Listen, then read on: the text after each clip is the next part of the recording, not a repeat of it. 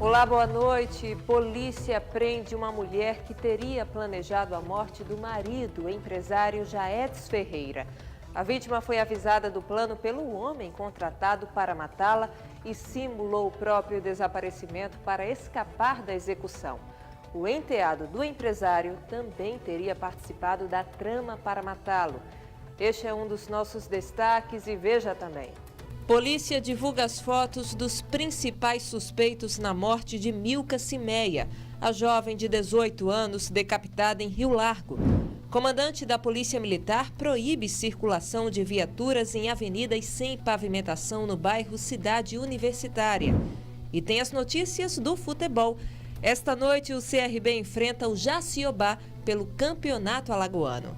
Você vê agora no Jornal do Estado.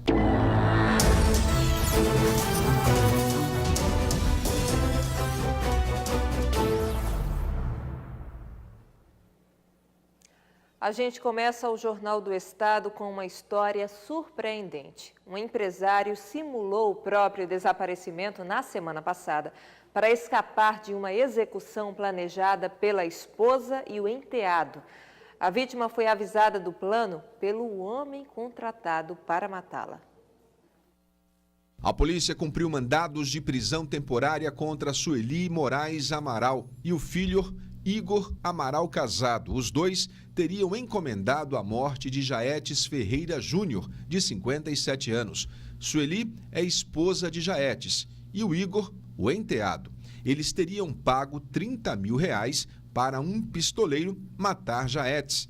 A vítima descobriu a história. João entrou em contato com Jaetes, revelou toda a trama.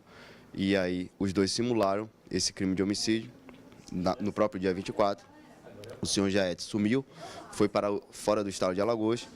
E aí, em seguida, o João foi até a casa da senhora Sueli e revelou que tinha cometido o crime de homicídio. Para a polícia, um caso incomum.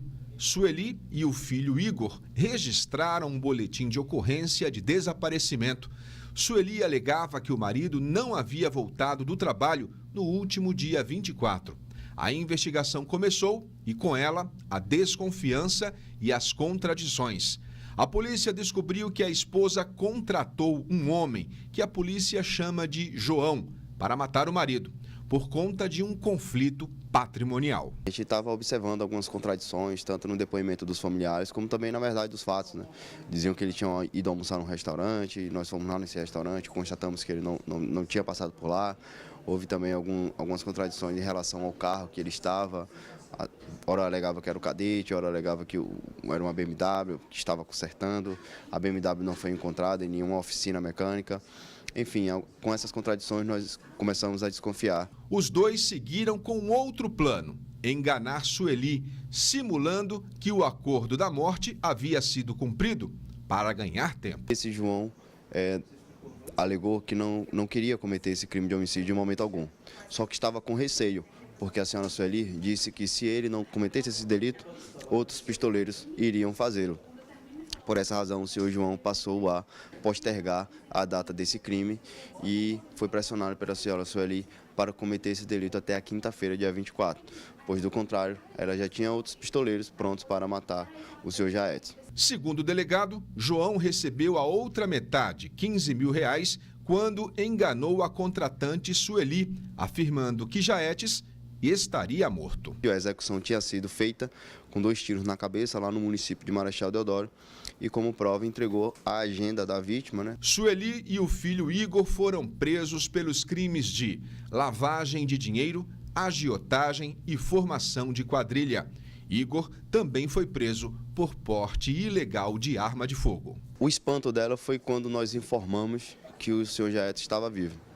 Foi um momento de espanto, mas no decorrer do cumprimento dos mandados de busca e de prisão, não houve nenhuma reação e notamos frieza do início ao fim.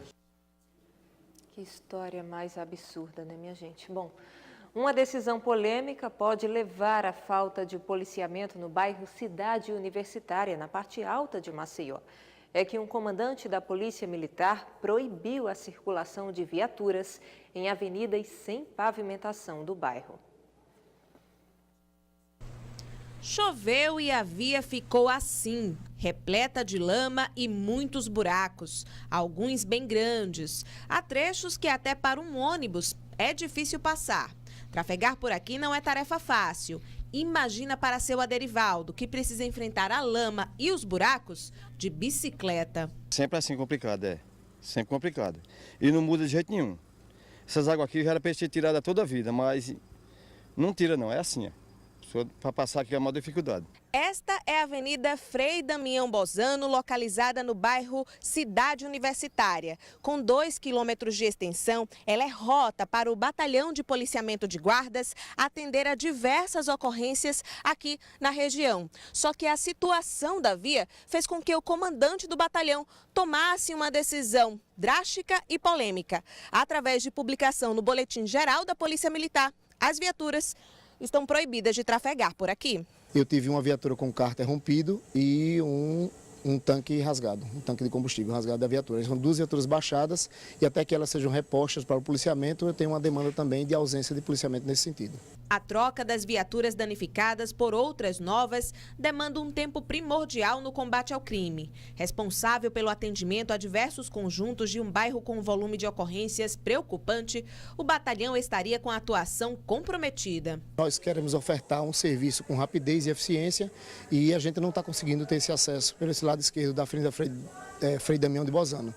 E ela dá acesso direto ao Complexo Gamalins, Concila Toledo, Jardim Tropical e os conjuntos Vilagem 1 e 2.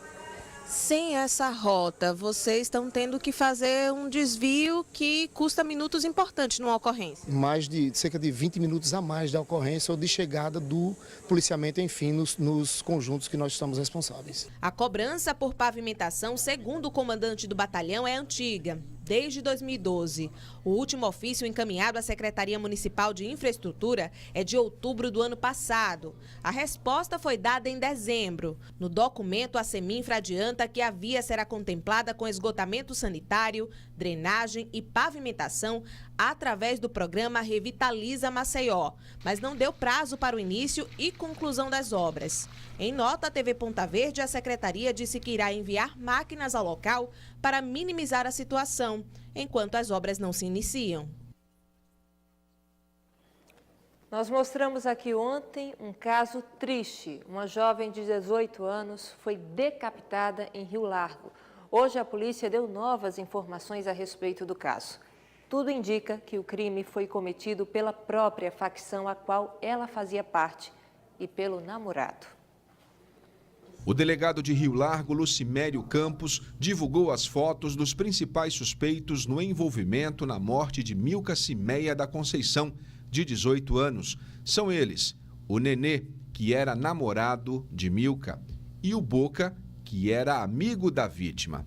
Os dois estão foragidos. Ela foi morta a mando do chefe do namorado, que era chefe dela também, né? Porque ela, junto com esses comparsas, faziam parte de uma organização criminosa envolvida com o tráfico. Segundo o delegado, o crime foi cometido porque Milka estaria devendo dinheiro para a facção criminosa que pertencia. Os relatos que nos chegam é que ela estava devendo, já havia sido cobrada, e o chefe dela mandou que os comparsas fizessem o crime. Milka foi encontrada decapitada e com o rosto desfigurado. O crime aconteceu nesta terça-feira no conjunto de Morisval, em Rio Largo. Ela, apesar de morar em outra localidade, nesse dia do fato, ela foi atraída para lá por um suposto namorado, de vulgo Neném, e, junto com outros comparsas, eles receberam uma ordem de dentro do presídio para que assassinassem a Milka.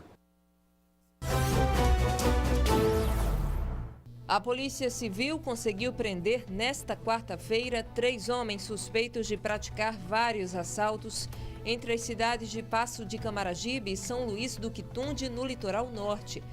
A polícia pede que quem foi vítima do grupo procure a delegacia de São Luís para formalizar a queixa.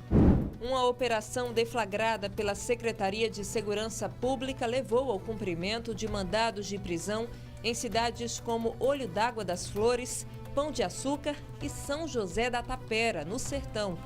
4 pessoas foram presas. Imagens das câmeras de segurança de uma franquia de açaí no Jacintinho mostram um momento em que 2 homens assaltam o local. Eles fingem ser clientes, depois se aproximam do balcão, mostram a arma e realizam o roubo. Um dos criminosos foi identificado como Marcos da Silva Saturnino e já foi preso. O outro continua foragido. Veja no próximo bloco as notícias do futebol. Esta noite o CRB enfrenta o Jaciobá pelo Campeonato Alagoano. É já já.